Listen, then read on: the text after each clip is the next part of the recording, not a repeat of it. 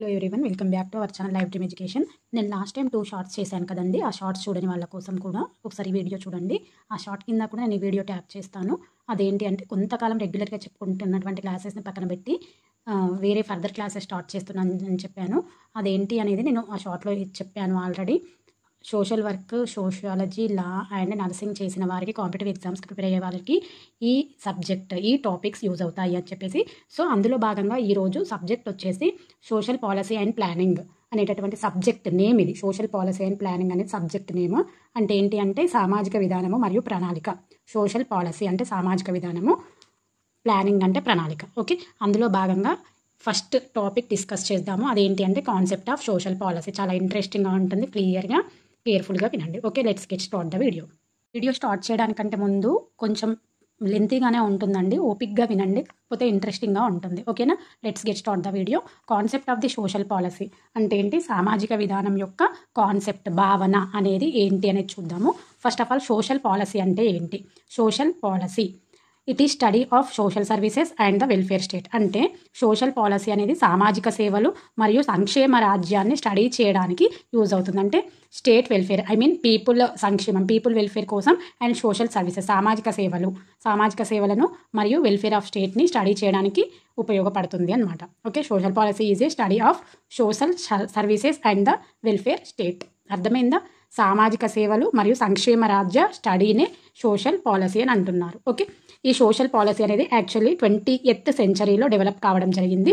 ఎందుకోసం 20వ శతాబ్దంలో డెవలప్ కావడం జరిగింది అంటే, as a complementary to social work studies. అంటే సోషల్ వర్క్ స్టడీస్ని సంపూరకం చేయడం కోసము ఈ సోషల్ పాలసీని 20th సెంచరీలో డెవలప్ చేయడం జరిగింది. ఓకే, సోషల్ వర్క్ స్టడీస్ని సంపూర్ణం చేయడం కోసం, సంపూరకం చేయడం కోసం 20th సెంచరీలో ఈ సోషల్ పాలసీని డెవలప్ చేయడం జరిగింది. ఓకే, ఇది సోషల్ పాలసీ ఇంట్రడక్షన్ మాత్రమే. సోషల్ పాలసీ అంటే ఏంటి, ఎప్పుడు డెవలప్ అయింది, ఎందుకోసం అని చెప్పేసి. ఓకే, నెక్స్ట్, సోషల్ పాలసీ యొక్క మెయిన్ ఎయిమ్, ప్రత్యేక ఉద్దేశం ఏంటి అంటే, it is selected or chosen the people professionally in welfare administration. ఇది ఏం చేస్తుంది అంటే, దీని ప్రధాన ఉద్దేశం ఏంటి అంటే, సంక్షేమ నిర్వహణలో వెల్ఫేర్ అడ్మినిస్ట్రేషన్లో ఏ పీపుల్ అయితే ప్రొఫెషనల్గా ఇన్వాల్వ్ అవుతారో ఆ పీపుల్ని సెలెక్ట్ చేయడం కోసం యూజ్ అవుతుంది అన్నమాట. ఓకే, పీపుల్ ప్రొఫెషనల్లీ ఇన్వాల్వ్డ్, ఇక్కడ ఇన్వాల్వ్డ్ అనేసి. ఓకే, మెయిన్ ఏమేంటండి, chosen or selected the people professionally involved in welfare administration. అంటే వెల్ఫేర్ అడ్మినిస్ట్రేషన్లో, సంక్షేమ నిర్వహణలో ఏ పీపుల్ అయితే వృత్తిపరంగా ఇన్వాల్వ్ అవుతారో వారిని ఎంపిక చేయడమే లక్ష్యంగా ఈ సోషల్ పాలసీ అనేది పనిచేస్తుంది. అర్థమైందా? ఏంటి, వెల్ఫేర్ అడ్మినిస్ట్రేషన్. మనం ఇందాకే చెప్పుకున్నాం, సోషల్ పాలసీ అంటేనే welfare state and social services అని చెప్పేసి, అవునా? సో వెల్ఫేర్ అడ్మినిస్ట్రేషన్లో, సంక్షేమ నిర్వహణలో ఏ ప్రజలైతే వృత్తిపరంగా ఇన్వాల్వ్ అవుతారో ఆ ప్రజలను, ఆ వ్యక్తులను చూస్ చేయడమే ఈ సోషల్ పాలసీ యొక్క మెయిన్ టార్గెట్, మెయిన్ ఉద్దేశం. ఓకే, ఈ సోషల్ పాలసీ అనేది దేన్ని రిఫర్ చేస్తూ ఉంటుంది అంటే, guidelines, principles, legislations, activities. ఈ సోషల్ పాలసీ అనేది కొన్ని మార్గదర్శకాలను, సూత్రాలను, శాసనాలను, కృత్యాలను, గైడ్ లైన్స్, ప్రిన్సిపల్స్, లెజిస్లేషన్స్, యాక్టివిటీస్ని రిఫర్ చేస్తుంది. ఇవి దేనికోసం, ఈ సోషల్ పాలసీ రిఫర్ చేసేటటువంటి గైడ్ లైన్స్ కానీ, ప్రిన్సిపల్స్ కానీ, లెజిస్లేషన్స్ కానీ, యాక్టివిటీస్ కానీ దేనికోసం అంటే, for improvise the living conditions of the people which helps to human welfare. ఇవన్నీ కూడా దేనికోసం అంటే, ప్రజల యొక్క జీవన పరిస్థితుల, living conditions of the people, ప్రజల యొక్క జీవన పరిస్థితులను మెరుగుపరచడం కోసం. అంటే living conditions of the people అంటే పీపుల్ యొక్క వెల్ఫేరే కదా, పీపుల్ యొక్క సంక్షేమమే కదా, ప్రజల సంక్షేమమే కదా. ఫైనల్గా ఆ సంక్షేమం అంటే ప్రజల జీవన పరిస్థితులను ఇంప్రూవైజ్ చేయడం కోసము ఇది తోడ్పడతా ఉంటుంది అనమాట.